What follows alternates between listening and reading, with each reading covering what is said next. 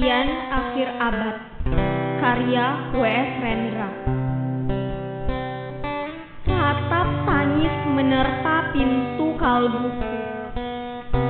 Bau anyir darah mengganggu tidur malamku. Oh, tikar tafakur. Oh, bau sungai Tohor yang kotor.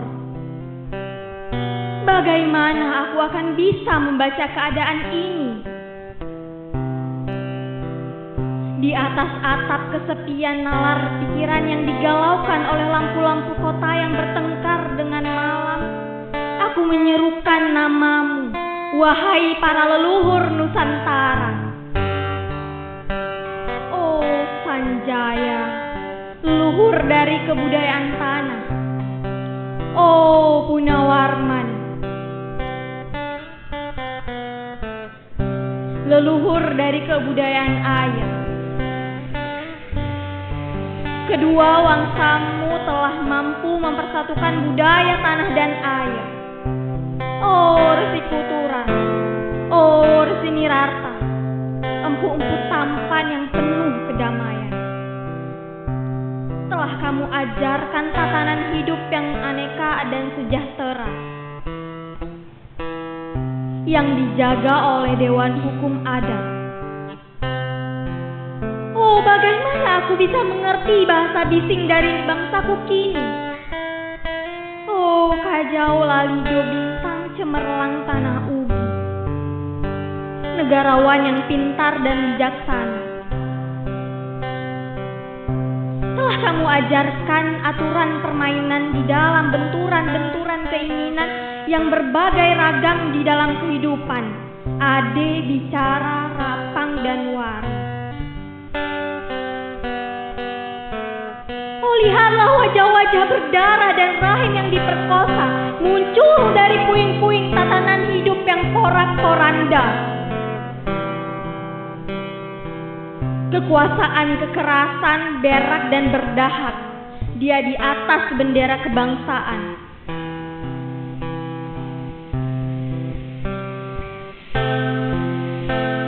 Oh, anak cucuku di zaman sibernetik. Bagaimana kalian akan baca prasasti dari zaman kami?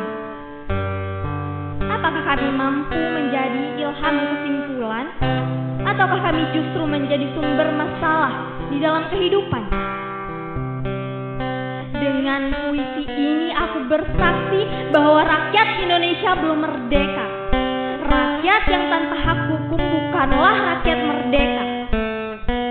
Hak hukum yang tidak dilindungi oleh lembaga pengadilan yang mandiri adalah hukum yang ditulis di atas air.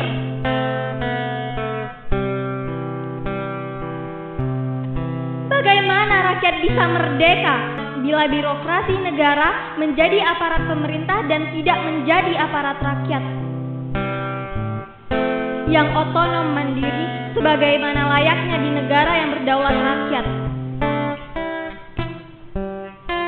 Bagaimana rakyat bisa merdeka bila hak pilih mereka dipasung dan tidak boleh memilih secara langsung camat mereka, bupati, wali kota, gubernur, dan jaksa tinggi mereka? Dan partai-partai politik menganggap rakyat hanya abdi partai yang dinamakan masa politik partai. Kaulah partai atau hamba partai.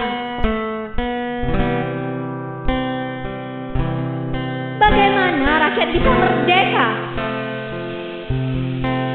bila pemerintah melecehkan perdagangan antar daerah dan mengembangkan merkantilisme dendel sehingga rela menekan kesejahteraan buruh, petani, nelayan, guru, dan serdadu berpangkat rendah?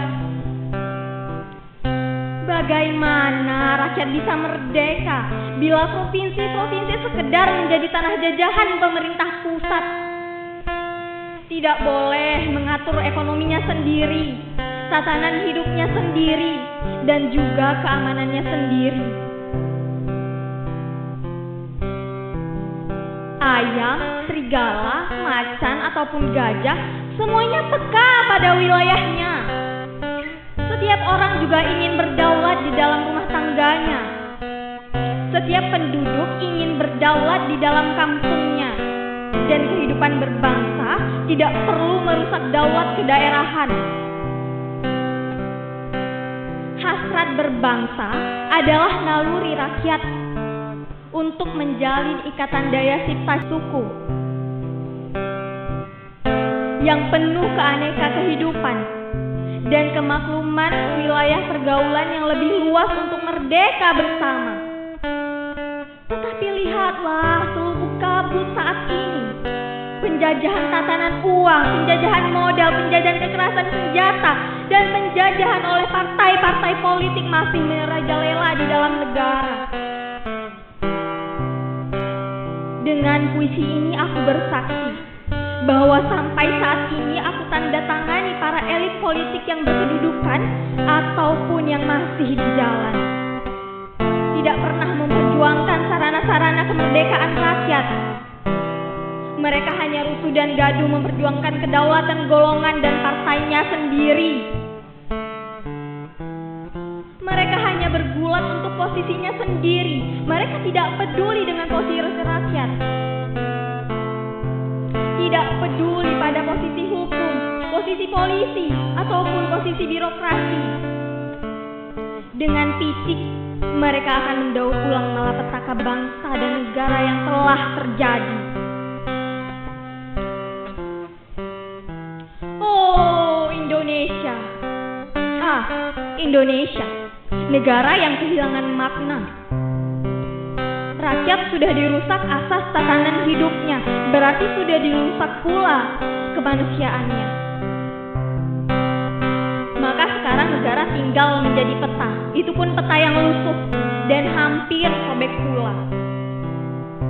Pendangkalan kehidupan bangsa telah terjadi. Tata nilai rancu, dusta, pencurian, penjarahan, dan kekerasan halal. Manusia sekedar semak belukar yang gampang dikacau dan dibakar. Paket-paket pikiran murah dijajakan. Penalaran amarah yang salah mendorong rakyat terpecah belah. Negara tidak mungkin diutuhkan tanpa rakyatnya dimanusiakan. Dan manusia tak mungkin menjadi manusia tanpa dihidupkan hati nuraninya. Hati nurani adalah hakim adil untuk diri kita sendiri. Hati nurani adalah sendi dari kesadaran akan kemerdekaan pribadi. Dengan puisi ini aku bersaksi bahwa hati nurani itu meski dibakar tidak bisa menjadikan abu. Hati nurani senantiasa bisa berseni meski sudah ditebang putus di batang. Begitulah fitrah manusia, ciptaan Tuhan yang Maha Esa. Sandi Ceto, 31 Desember 1999.